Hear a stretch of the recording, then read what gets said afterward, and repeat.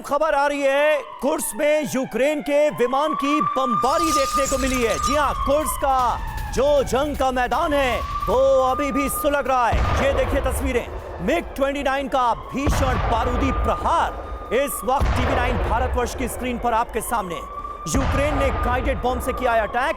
रूस के 30 जवानों की मौत का दावा यूक्रेन की तरफ से किया गया।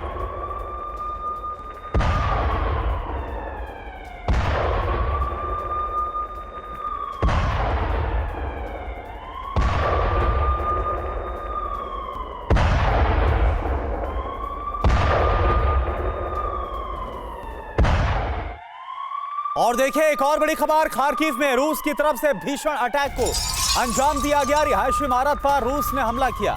रूसी हमले में इमारत में भीषण आग लग गई। ये देखिए आप, हमले में यूक्रेन के 8 लोग घायल हो गए।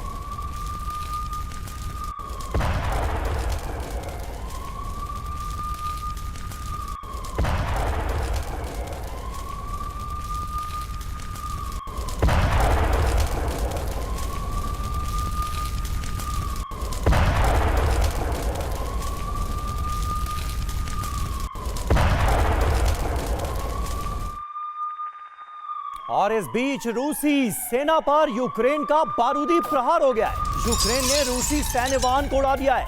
यूक्रेन ने ड्रोन से रूसी वाहन को कर दिया तबाह। ये देखिए तस्वीरें।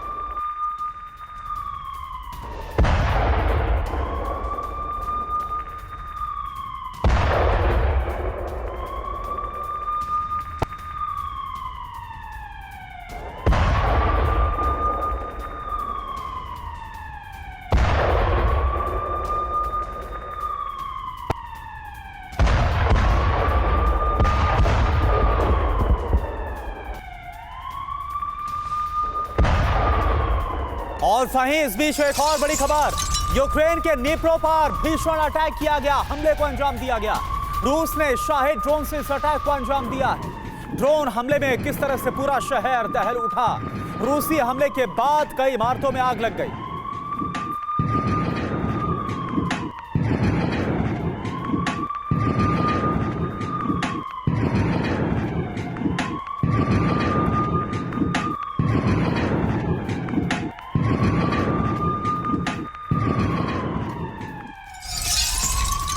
और इस बीच एक बड़ी खबर आ रही है, यूक्रेन के नीपर में भी जोरदार धमाका हुआ है और रूस ने इस हमले को अंजाम देने के लिए कामिकाज़ी ड्रोन का इस्तेमाल किया है। ये देखिए तस्वीरें, रूसी हमले में कैसे पूरी इमारत तबाह हो गई।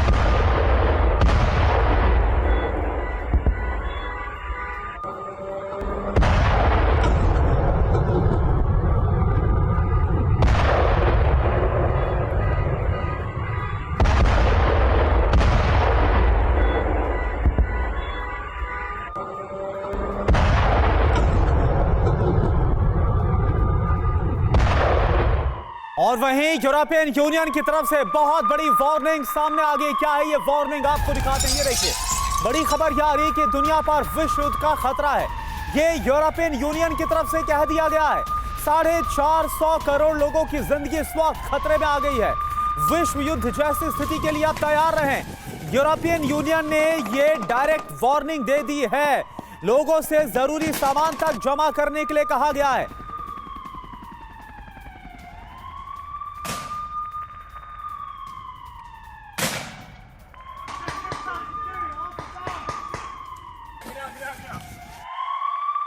और इस बीच नाटो महासचिव की पुतिन को चेतावनी सामने आई है। मार्क रूटे ने पुतिन को वर्ल्ड वॉर 3 की धमकी दे दी है। नाटो पर हमला हुआ तो पूरी ताकत से दिया जाएगा जवाब। पोलैंड पर हमला कर रूस बच नहीं सकता, ये सीधे तौर पर नाटो की तरफ से बताया गया है। नाटो पर अगर हमला हुआ तो पूरी ताकत से दिया जाएगा जवाब, यह कहा गया है। नाटो और यूरोपीय यूनियन में महायुद्ध की आशंका जताई। यूरोपीय यूनियन ने बाकायदा चेतावनी जारी करते हुए कहा है कि विश्व युद्ध जैसी स्थिति के लिए तैयार रहना चाहिए। तो नाटो चीफ ने कहा कि रूस के खिलाफ हमारी प्रतिक्रिया विनाशकारी होगी। ईयू ने अपील की है कि 72 घंटे के लिए जरूरी सामान जमा कर लें। तो नाटो चीफ ने कहा कि रूस हम पर हमले की गलती ना करे। ईयू ने कहा कि 450 करोड़ लोगों की जिंदगी पर खतरा मंडरा रहा है, तो नेटो चीफ ने चेतावनी दी कि सदस्य देशों पर हमला करता है अगर रूस, तो वो भी बचेगा नहीं। अब बड़ी बात क्या है यह भी आप समझ लीजिए। बड़ी बात यह है कि रूस से सूमी में लगातार हमलों का अंजाम दिया जा रहा है और उसके बाद नेटो चीफ ने इस वार्निंग को जारी किया है। नेटो चीफ रूटे ने उन खबरों पर भी जवाब दिया जिसमें यह कहा गया था कि 2030 तक यूरोप पर रूस से हमला हो जाएगा। 2030 में यूरोप वर्सेस रूस की आशंका जाहिर की गई कि युद्ध होगा। जी हां, और सीधे तौर पर कहा जाए तो पहला बड़ा आधिकारिक बयान जिसमें वर्ल्ड वॉर 3 का सीधे सीधे जिक्र है। इस बड़ी खबर पर बात करने के लिए हमारे साथ तमाम खास मेहमान मौजूद हैं। ब्रिगेडियर शरदेंदु हमारे साथ मौजूद हैं, एवीएम ओपी तिवारी हमारे साथ मौजूद हैं, सुशील कुमार सिंघल पूर्व राजदूत हमारे साथ मौजूद हैं और हमारे सहयोगी सुमित चौधरी भी इस वक्त हमारे साथ मौजूद हैं और उनके ठीक बगल में मनीष झा भी ज्वाइन कर चुके हैं। मनीष, यूरोपियन यूनियन की तरफ से वर्ल्ड वॉर 3 का जिक्र, 450 करोड़ लोगों की जिंदगियों पर एक खतरा, इसकी आहट का ऐलान, कितनी रियल थ्रेट नजर आ रही है आपको?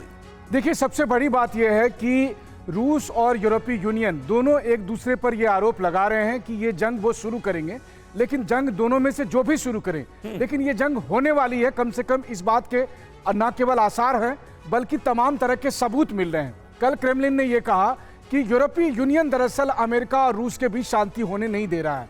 यूरोप के लोग चाहते हैं, यूरोप के कुछ एलिट चाहते हैं कि यह जंग हो। वहीं दूसरी तरफ यूरोपीय यूनियन की तरफ से $850 बिलियन का जो फंड है, उसकी फंडिंग, जो डिफेंस बजट है उसकी फंडिंग भी शुरू कर दी गई है। मतलब साफ तौर पर है, दोनों तरफ से तैयारी हो रही है। अगले कुछ महीने की बात है कि जब कोई एक मौका हो, कोई एक छोटी सी भूल हो और रूस बनाम यूरोप के बीच लड़ाई शुरू हो जाएगी। हमें नहीं भूलना चाहिए कि रूस और यूरोप के बीच सदियों पुराना अदावत रहा है और समय समय पर दोनों एक दूसरे से लड़ते आए हैं। कभी रूस जीता, कभी यूरोप जीता। बिल्कुल, और अभी एक बार फिर से हालात काफी खराब हो रहे हैं क्योंकि ना सिर्फ नेटो चीफ बल्कि यूरोपियन यूनियन की तरफ से वर्ल्ड वॉर 3 का ना सिर्फ जिक्र किया गया बल्कि धमकी दी गई। इस बार तो एक और बड़ी खबर, निप्रो में रूसी हमले के बाद भारी तबाही। रूसी हमले के बाद इमारत कैसे तबाह हो गई, ये तस्वीरें हम आपको दिखाते हैं। रूस ने ड्रोन से हमले को अंजाम दिया, ये देखिए आप।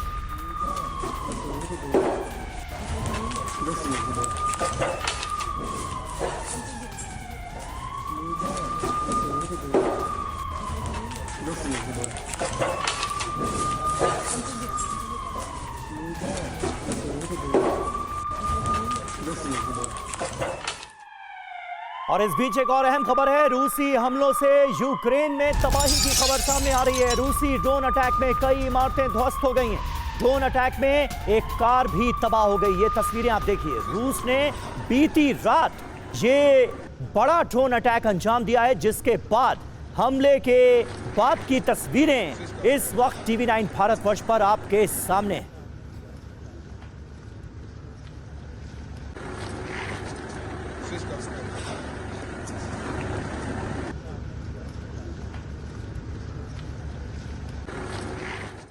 और देखिए, व्लादिमीर पुतिन को लेकर ज़ेलेंस्की की तरफ से बहुत बड़ा दावा किया गया है। क्या कहा गया है व्लादिमीर ज़ेलेंस्की की तरफ से, ये आप देखिए। ज़ेलेंस्की ने कहा पुतिन जल्द मर जाएंगे, पुतिन का सुरक्षित असफल जीवन खत्म होगा।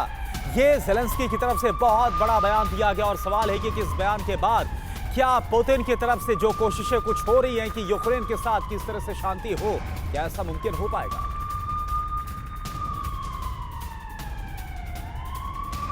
पेरिस समिट में हिस्सा लेने के लिए ज़ेलेंस्की पहुंचे हैं। तो ज़ेलेंस्की मैक्रो की मुलाकात युद्ध भूमि में क्या विनाश का ये बहुत बड़ा इंडिकेशन है। दरअसल ज़ेलेंस्की ने क्या कहा ये आपको पहले बता देते हैं। हमलों से बचने के लिए फ्रांस की जो मदद है वो बात कही गई है। फ्रांस के लड़ाकू विमान ने रक्षा की है, ये भी कहा।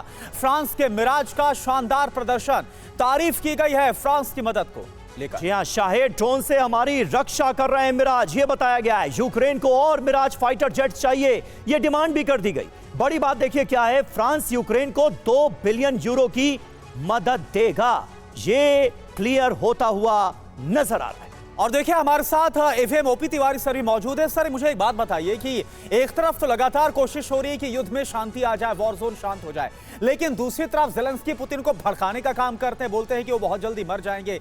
इधर फ्रांस दौरे पर गए हैं और ज्यादा मदद की डिमांड वहां पर रख रहे हैं। हो नहीं क्या वाला है, क्या आपको लग रहा है? करुणा, ये एक चीज़ सही बात कर रहे हो कि जैसे कन्फ्यूजन क्रिएट हो गया है। अब जिस तरीके से सब लोग शांति की अपेक्षा कर रहे थे, अमेरिका ने कोशिश की, लेकिन यूरोपियन यूनियन अमेरिका के अगेंस्ट क्यों है, ये एक बहुत बड़ा क्वेश्चन मार्क है। वो एक मेन बाधा पड़ रहा है जिससे शांति ना हो।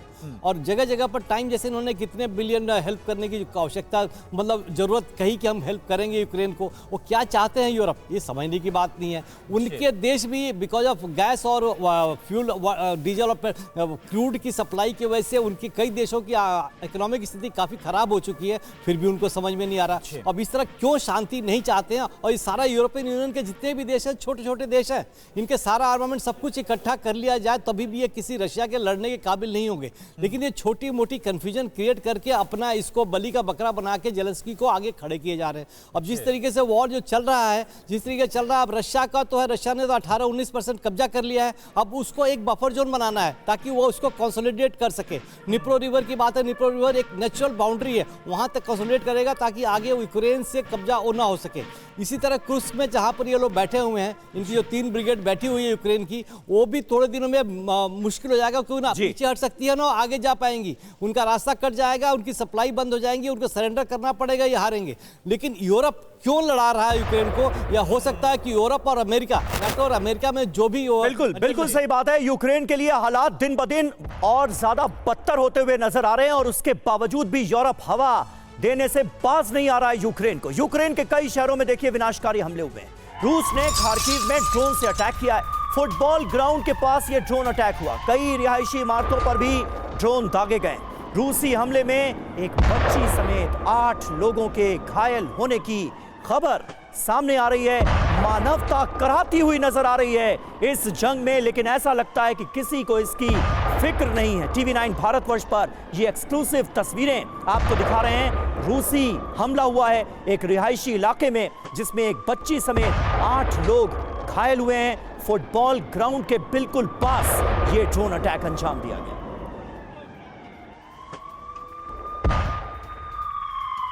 तो देखिए एक और बड़ी खबर, रूस ने किस तरह से यूक्रेनी फौज पर भीषण हमले को अंजाम दिया। ये खबर और तस्वीरें भी आपको हम दिखा रहे हैं। यूक्रेनी फौज पर हमले की तस्वीरें। किनबर्न स्पिट में यूक्रेन पर प्रहार किया गया। यूक्रेन के सैन्य जहाजों पर हमला किया गया। एटीजीएम से यूक्रेनी सिग्नल रिपीटर को नष्ट कैसे किया गया, देखिए।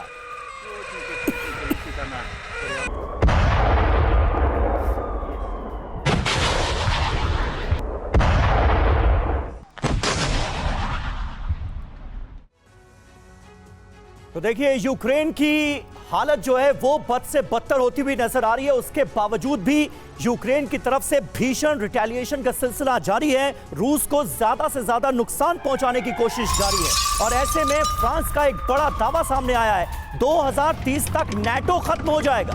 फ्रांसीसी वायुसेना के अफसर का यह बयान सामने आया है। ज़ेलेंस्की के साथ यूरोपीय नेताओं का भी पतन हो रहा है, इसका जिक्र उन्होंने किया है। रूस से मौलिक हार के बाद नाटो खत्म हो जाएगा, ये कहा गया। तो रूस से भीषण रण, नाटो होगा भस्म। खबर क्या है जानिए। नाटो के खात्मे की विनाशवाणी की गई है। 2030 तक नाटो खत्म हो जाएगा। फ्रांसीसी वायुसेना के अफसर चेताते नजर आए। दावा क्या है? कुछ समय बाद पश्चिमी नेतृत्व में बदलाव होगा। ज़ेलेंस्की, स्टारमर, मैक्रों को हटा दिया जाएगा। यूएस गंभीर आर्थिक संकट से गुजर रहा है। डी-डॉलरीकरण से अमेरिका पर संकट और बढ़ेगा। ईयू पर भी कुछ ऐसा ही संकट मंडरा रहा है। पश्चिम की रूस के साथ ये मौलिक हार होगी। शेवलियर रेजी चामगने, जो कि कर्नल हैं फ्रांसीसी वायुसेना के, उनकी तरफ से ये बात कही गई है। बड़ी बात देखिए क्या है, सोवियत संघ की तरह ईयू के पतन की गई है भविष्यवाणी। इस भविष्यवाणी में, या ये कह लें सुमित, कि इस विनाशवाणी में कितना दम नजर आता है। देखिए वैसे तो समीर, अगर देखा जाए तो ये बात सही है कि लगातार अब जो वजूद है वो नाटो के ऊपर खड़ा हो रहा है, यानी लगातार नाटो के वजूद पर सवाल खड़े हो रहे हैं। और ये भी सवाल खड़े हो रहे हैं कि आखिरकार इस जंग के खत्म होने के बाद क्या रिलेवेंस बचेगा नाटो का, जिसका जवाब होगा नहीं। और अगर आप देखें कि इस युद्ध के बाद सीधे तौर पर सबसे ज्यादा सवाल किस पे खड़े होने वाले हैं, वो फ्रांस पर, वो ब्रिटेन पे सवाल खड़े होने वाले हैं। यही वजह है कि फ्रांस और ब्रिटेन सबसे ज्यादा चाहते हैं कि ये जंग चलती रहे। और सीधे तौर पर अगर आप देखें कि पहले रूस लगातार सवाल खड़े कर रहा था, यहां तक कि अब अमेरिका सवाल खड़े करने लग गया। और यही वजह है कि फ्रांस को लगता है कि अगर नाटो को बचाना है तो निश्चित तौर पर ये जंग तो चलनी चाहिए। यहां तक कि फ्रांस को अपने इंटरनल चीजों को लेकर भी, क्योंकि आप कह सकते हैं कि पॉलिटिकल चीजों को लेकर भी लगता है मैक्रोन को कि अगर ये चलता रहा और फ्रांस इसमें एक बड़ा प्लेयर निकल कर सामने आया तो निश्चित तौर पर उनकी गद्दी भी बचेगी, वो भी अपने आप को सेटल कर सकेंगे, खासतौर पर फ्रांस के अंदर। और यही वजह है कि लगातार जो प्रिपरेशन आप कह सकते हैं तैयारियां चल रही हैं जी रूस के खिलाफ, वो इसी मोटिव के साथ चल रही हैं। जी बिल्कुल, और ये बहुत बड़ा बयान जो इस वक्त हमने दिखाया। और देखिए एक और बड़ी खबर, यूक्रेन पर बड़े हमले की तैयारी में है रूस। 6 लड़ाकों को फ्रंट पर भेजने की तैयारी है। बॉर्डर पर जाने से पहले लड़ाकों का जश्न, ये देखिए तस्वीरें आपके सामने। तो जो तस्वीरें निकलकर सामने आ रही उससे कहीं से भी नहीं लगता कि युद्ध किसी भी तरह से शांति या सीजफायर की तरफ बढ़ रहा है। युद्ध और विध्वंसक होगा, हालात और ज्यादा खराब होंगे, ये तस्वीरें बता रही हैं।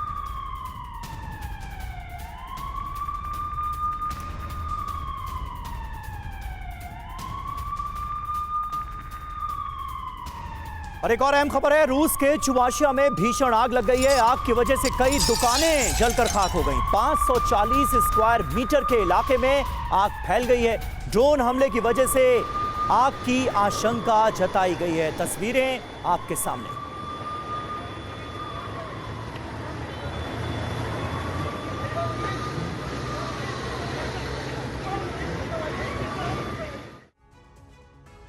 और देखिए पुतिन की पश्चिम को बहुत बड़ी वार्निंग भी आ गई है।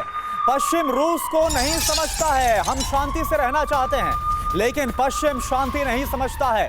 पश्चिम हमें नहीं रोक सकता, यह भी कह दिया गया है वेस्टर्न वर्ल्ड को लेकर। और यह डायरेक्ट वार्निंग है जो पुतिन की तरफ से कह दी गई और बहुत बड़ा इशारा कि पश्चिम रूस को समझता नहीं है।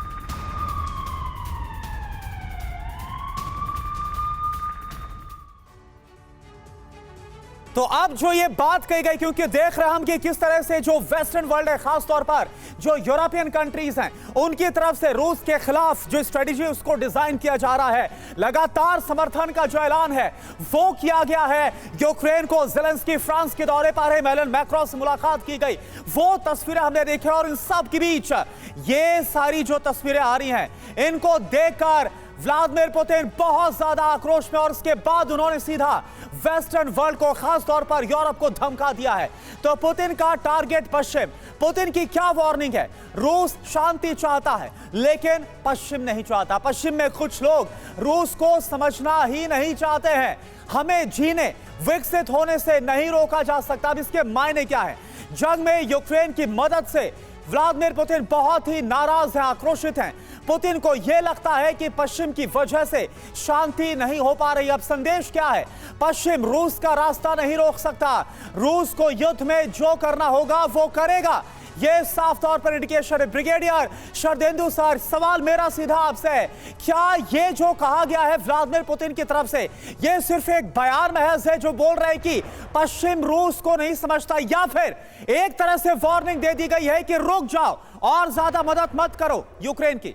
देखिए, अगर पुतिन साहब को देखें तो उनके दिमाग में क्या चल रहा है इसको असेस करना मुश्किल होता है, लेकिन उनके स्टेटमेंट से आप तमाम तरीके के इन्फ्लुएंसेस लगा सकते हैं। ऐसे समय जब डोनाल्ड ट्रंप और पुतिन तकरीबन एक बातें बोल रहे हैं, उनका इम्पेडिमेंट है आज की डेट में यूरोपियन यूनियन और वेस्टर्न यूरोप के नेशन, जिसमें फ्रांस और इंग्लैंड है। इसलिए उन्होंने इस तरीके की बातें की हैं। अगर उन्होंने अमेरिका को अपने फेवर में कर लिया है, और आज की डेट में जिस तरीके से बातें आ रही कि आप ब्लैक सी का सी पोर्ट को सुरक्षित रखेंगे, तमाम तरीके के जो सैंक्शन फूड एंड फर्टिलाइजर लगे थे वो लिफ्ट करने की बात चल रही है, और साथ में चारों स्टेट जो रशिया ने कैप्चर किया उस पर भी उसका आधिपत्य बना रहेगा। जब अमेरिका रशिया की बातें बोलने लगा है तो अब एक रोड़ा है, वो है यूरोपियन यूनियन। इसलिए पुतिन इस तरीके की बातें कर रहे हैं।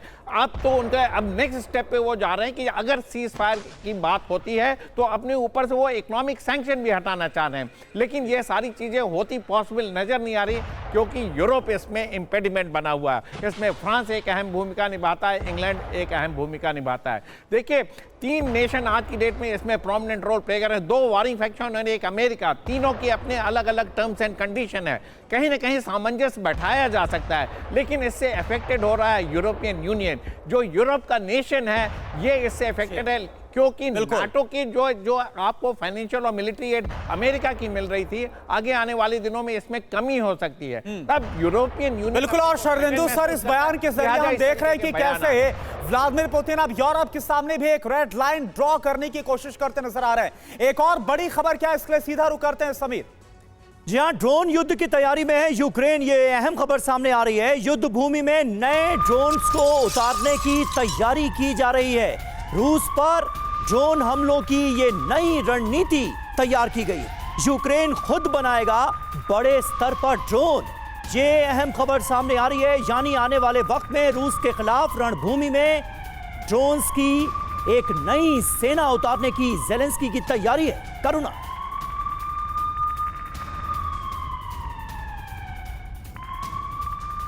तो कीव का ऑपरेशन बर्ड ऑफ प्रे आखिर है क्या रूस के खिलाफ? खबर क्या है, पहले आप इसको समझिए। विदेशी हथियारों पर निर्भरता को कम करना है। Ukraine bird of prey drone system को बनाएगा, यह खबर आ रही है। ज़ेलेंस्की ने नए ड्रोन सिस्टम को मंजूरी भी दे दी है।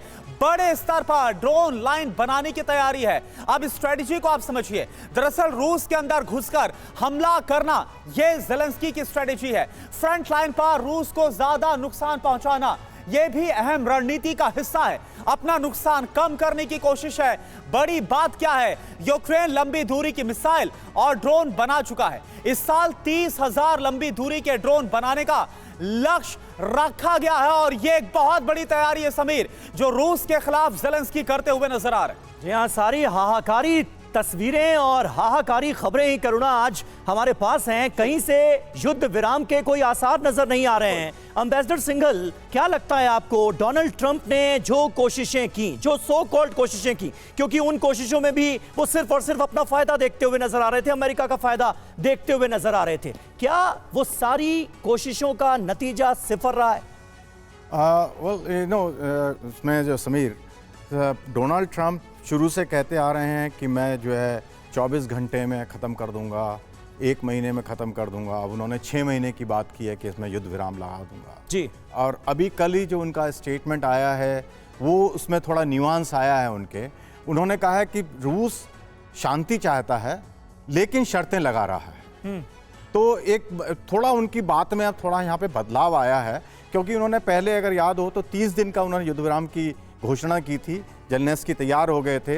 रशिया ने कहा कि जो है हम तैयार हैं लेकिन हमारी कुछ शर्तें हैं। उसके बाद अब ये ब्लैक सी की डील आई कि उसमें जो है इसमें ग्रेन और फर्टिलाइज़र को अलाउ कर दिया जाएगा, जिसमें रूस को बहुत ज़्यादा फ़ायदा है, क्योंकि उनको जो ऑयल का उनको जो एक्सपोर्ट करते हैं उससे जो पैसा आएगा, ग्रेन फर्टिलाइज़र करते हैं एक्सपोर्ट करेंगे वो, उसको उनको पैसा मिलेगा।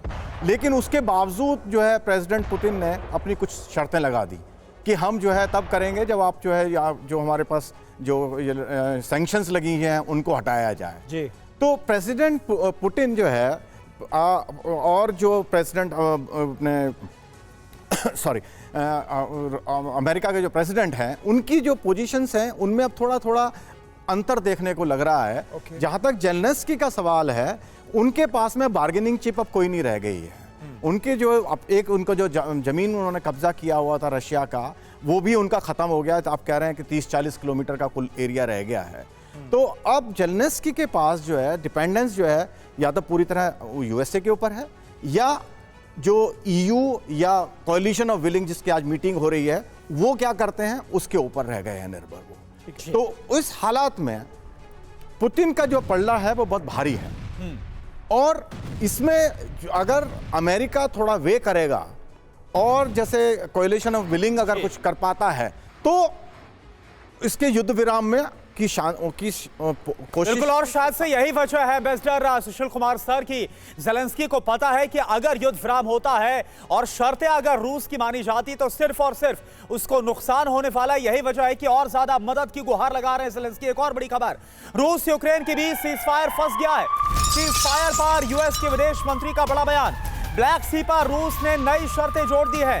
ये रूबियो की तरफ से कहा गया। रूस की शर्तों की जानकारी डोनाल्ड ट्रंप को दी जाएगी।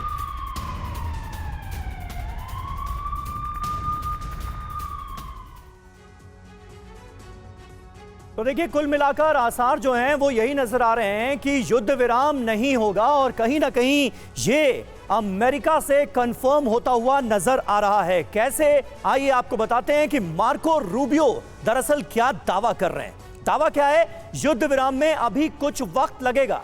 ब्लैक सी पर रूस ने नई शर्तें जोड़ी हैं। अमेरिका रूस की शर्तों पर विचार कर रहा है, यह मार्को रूबियो ने बताया है। ब्लैक सी में कार्गो शिप पर हमला न करने पर सहमति बन गई है। रूस की नई शर्त देखिए क्या है। कृषि उत्पादों के निर्यात से प्रतिबंध हटाया जाए, सैंक्शंस हटें। जरूरी बात क्या है? 2022 में अमेरिका तुर्की ने ब्लैक सी पर मध्यस्थता की थी ताकि यूक्रेन को अनाज निर्यात में अनुमति मिल सके। 2023 में रूस ने समझौते से खुद को अलग कर लिया था। कृषि उत्पादों के निर्यात में कठिनाई की थी शिकायत। ये सारी बातें मनीष क्या इस ओर इशारा कर रही हैं कि रूस इस वक्त बहुत स्ट्रांग पोजीशन में और पुतिन जो चाह रहे हैं वो मनवाते नजर आ रहे हैं। देखिए, इसमें कोई दो राय नहीं कि जमीन पर और डिप्लोमेटिक लेवल पर दोनों जगह रूस आज की तारीख में बेहद स्ट्रांग पोजीशन पर है और यही वजह है कि शांति की कोई भी कोशिश जो है वो युद्ध की रूस के शर्तों के बगैर संभव ही नहीं हो सकता है। जमीन पर देखें तो 4 प्रांतों पर उनका कब्जा हो चुका है। इसके अलावा रूस के पास हथियारों की आज भी कमी नहीं है। ये बात अब सब मानता है कि अमेरिका हो या नाटो, जब वो हथियारों की कमी का सामना कर रहे हैं उस वक्त ऐसा लग रहा है जैसे रूस के जो हथियार भंडार है वो कम नहीं हो रहे हैं। वहीं दूसरी तरफ रूस की बातों को लेकर अब अमेरिका भी सहमति दिखा रहा है। ब्लैक सी को लेकर जो डील हो रही है, क्योंकि अब अमेरिका को भी लग रहा है कि एक लेवल के बाद अगर अफ्रीकी और दूसरे देशों में अनाज नहीं पहुंचा तो फिर अमेरिका के खिलाफ, पश्चिमी देशों के खिलाफ जो है सो रिश्ते खराब हो सकते हैं और इसीलिए वो रूस की शर्तों पर ब्लैक सी डील को भी आगे बढ़ा रहा है। कुल मिलाकर यह है कि इस वक्त पुतिन के दोनों हाथ में लड्डू हैं और सर कढ़ाई में है और यही बात जो है यूरोपीय देशों को और यूक्रेन को हजम नहीं हो रही है। बिल्कुल, और यही वजह है कि वो किसी तरह से कोशिश कर रहे हैं ताकि यूक्रेन को और भी ज्यादा मदद पश्चिमी देशों से मिल पाए। और देखिए, इन सब के बीच मिडिल ईस्ट से एक बड़ी खबर आ रही है क्योंकि गाजा में कैसे विध्वंस मचा हुआ है, इससे जुड़ी खबर है आईडीएफ की तरफ से जो ताजा कार्रवाई की गई। गाजा में हमास के खिलाफ सड़कों पर लोग उतर आए हैं। गाजा के दूसरे इलाके में भी हमास का विरोध प्रदर्शन।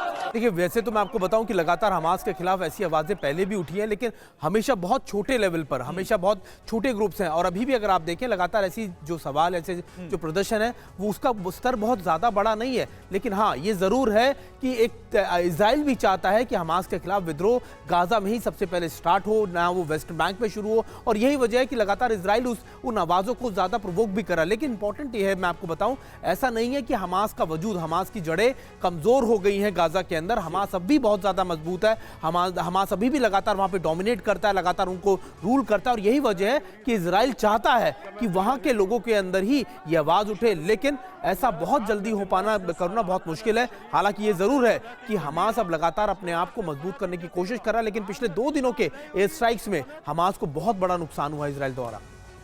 बिल्कुल सही बात है। और गाजा में जो इस वक्त हालात हैं, एक बार फिर जबरदस्त बड़े पैमाने पर विध्वंस होता हुआ नजर आ रहा है। तमाम लोग ऐसे जाहिर हैं होंगे ही गाजा के अंदर जिनको ये लग रहा होगा कि काश 7 अक्टूबर को इजराइल पर हमास ने वो बर्बर हमला ना किया होता, जिसके बाद पूरा गाजा बर्बाद हो गया इजरायली हमले में। बहुत बहुत शुक्रिया आप सभी खास मेहमानों का हमारे साथ इस बातचीत में जुड़ने के लिए।